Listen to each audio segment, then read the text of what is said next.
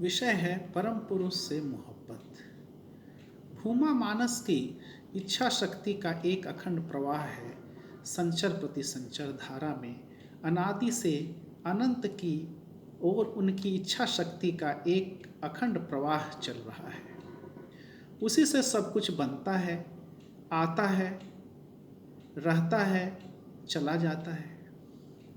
इसलिए परमात्मा से संचर धारा में जगत की जब उत्पत्ति होती है तो वह भी उन्हीं की इच्छा से, और पंचभौतिक जगत से धीरे धीरे जब एक कोशीय मन प्रोटोजोइक माइंड से बहुकोशीय मन मेटाजोइक माइंड की उत्पत्ति होती है, वह भी उन्हीं की इच्छा से। अनग्रसर जीव जब धीरे धीरे एक कोशीय शरीर से बहुकोशीय शरीर पाते हैं, एक कोशीय मन जब संघर्ष से विकसित होकर बहुकोशीय मन पाकर आगे बढ़ता है तो वह भी उन्हीं की इच्छा से। इसी बहुकोशीय मन में अपने को नियंत्रित करने की शक्ति जब आ जाती है तब उस विषम कौशिक देह को मानस देह कहते हैं, और उस विषम कौशिक मन को मानव मन कहते हैं। मानव मन का जो विकास है यह भी उन्हीं की इच्छा तरंग की एक विशेष अवस्था है। बुद्धिमान मनुष्य क्या करेंगे? वे उस इच्छा तरंग के अनुसार चलेंगे, विपरीत गति में नहीं जाएंगे। किंतु यह जो स्वतंत्र मन है, यह जो विषम कौशिक मन है, इसकी विशेषता यह है कि वह तरंग के अनुसार अथवा तरंग के विपरीत जिधर चाहे जा सकता है। पहले वह जब अनुन्नत किया, कम समकोशीय संरचना अनडेवलप्ड और अंडर डेवलप्ड मेटाजोइक स्ट्रक्चर में था, समकोशीय मन भी था। उस समकोशीय मन की अभिज्ञता उन्नत होने पर भी उनमें है। इसलिए यह पुराना समकोशीय मन जिस काम में रत रहता था उसी काम की तरफ से जाने की चेष्टा करता है। यह उसके लिए स्वाभाविक है, किंतु अतीत की अभिज्ञता है।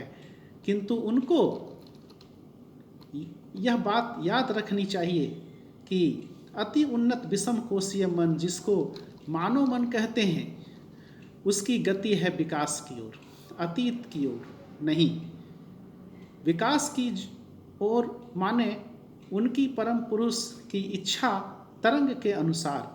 इसलिए जो मनुष्य बुद्धिमान हैं वे उस मन की इच्छा तरंग के अनुसार तो अवश्य चलेंगे, और उनमें भी वह अपनी गति संयुक्त कर देंगे, गति और भी बढ़ा देंगे।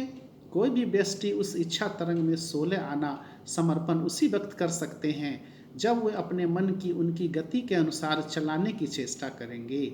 उसी चेष्टा में निहित है आत्मसमर्पण का बीज। इसलिए बुद्धिमान व्यक्ति क्या करेंगे? अपनी इच्छा को उनकी इच्छा में मिला देंगे। उनकी इच्छा क्या है? विकास की ओर गति। इस बार बुद्धिमान व्यक्ति क्या करेंगे कि उनकी इच्छा क्या है? उनकी इच्छा तरंग चल रही है, इसको समझ लेंगे। समझने का उपाय क्या है? परमात्मा की इच्छा तरंग किधर से किधर चल रही है यह समझ लेना, और समझ लेने के बाद उसी के अनुसार चलना चाहिए, तभी न जय जयकार होगा। समझने का उपाय क्या है? मैंने कहा था कि मान लो एक जादूगर है, जादू का खेल दिखला रहा है।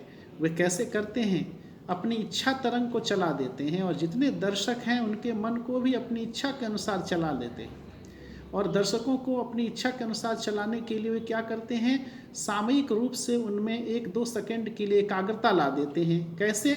बांसुरी बजा देते हैं तो लोगों के मन में सामयिक एकाग्रता आ जाती है, इस प्रकार। अथवा बोलते हैं बच्चे लोग ताली बजाओ, बच्चे लोग ताली बजा देते हैं तो कान उधर चला जाता है और सामयिक एकाग्रता आ जाती है। उसी वक्त वह अपना जादू का जाल विस्तार करते हैं। तो ठीक वैसा ही मान लो वास्तव में बजा है 10। जादूगर इच्छा तरंग विस्तार करके कहेंगे देखो 8:30 बजा है, और सब कोई कहेंगे हाँ 8:30 बजा है। जादू में हाथ सफाई में होती है, मगर यह सफाई नहीं है, ऐसा भी होता है। इस दृष्टि से अगर देखा जाए तो परमात्मा सबसे बड़े जादूगर हैं। वेद में परमात्मा के संबंध में कहा गया है जालवान स एको जालवानीसत ईश निभः सर्वान लेकानीसत ईश निभि।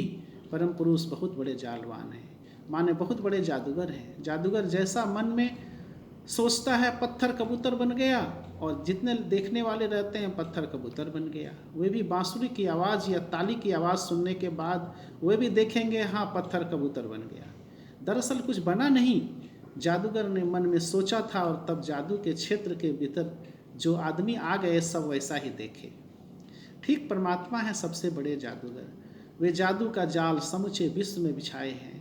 हर इंसान का मन उनके मन के भीतर रहने के कारण वे जैसा सोचते हैं अन्य लोग उसी प्रकार देखते हैं। वह सोचते हैं हाथी तो और लोग देखते हैं कि हाथी है।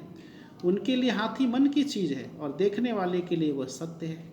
जादू के खेल की तरह छोटा जादूगर जो है, जो दुनियावी जादूगर है, वह क्या करता है? वह सब जादू का जाल विस्तार करता है। तब उनके तरफ दो चार सहायक रहते हैं। जिन लोगों को जादू का पूरा रहस्य मालूम रहता है वे हैं जादूगर के अपने आदमी। और लोग जब जादू का खेल देखकर मोहित हो जाते हैं, बाप रे बाप यह अद्भुत खेल है, तो उनके जो सहायक हैं वे लोग जानते हैं कि नहीं यह अद्भुत खेल नहीं है, इसमें फलाना हाथ की सफाई है, फलाना रहस्य है। जादूगर का अपना आदमी वही है जिसके साथ जादूगर को मोहब्बत है। ठीक वैसे ही यह दुनियावी खेल बड़ा जादूगर का हो रहा है। परमात्मा का अपना आदमी बन जाना पड़ेगा। देखो, जिनसे तुम्हारी मोहब्बत है, तुम जानते हो कि उनकी इच्छा तरंग किधर से किधर बह रही है। तुम किसी को आमंत्रित किए हो तो पहले से मोहब्बत रहने के कारण तुमको मालूम है कि ये पसंद करते हैं या काफ़ी पसंद करते हैं या ये पसंद करते हैं। इसी के अनुसार तुमने उनको यह निवेदित किया और वे भी प्रेम से पी लिए। किंतु जिनसे मोहब्बत नहीं है वे काफ़ी पसंद करते हैं, या तुम चाय दे दिए वो तो वो कहेंगे नहीं भाई साहब मैं तो चाय नहीं पीता हूँ। तो उनका भी दुख तुमको भी दुख। मोहब्बत रहने से यही सुविधा की इच्छा तरंग किस प्रकार की है यह भी मालूम हो जाती है। जो छोटा जादूगर है उनसे मोहब्बत रहने से जादू का पूरा रहस्य मालूम हो जाता है, और जो बड़े जादूगर हैं उनसे मोहब्बत रहने से उनका भी पूरा ट्रिक, पूरा रहस्य तुमको मालूम हो जाएगा। इसलिए परमात्मा की इच्छा तरंग किधर से किधर बह रही है उसको जानने के लिए एक ही रहस्य है, वह क्या है? उनसे प्रेम कर लो, उनसे मोहब्बत कर लो, सब कुछ तुमको मालूम हो जाएगा। उनका अपना आदमी बनना है। उनकी इच्छा तरंग किधर से किधर बह रही है मालूम हो जाने से तुम्हें जीवन में सफलता का रहस्य मालूम हो जाएगा। गोरखपुर साईं दर्शन 9 दिसंबर 1966।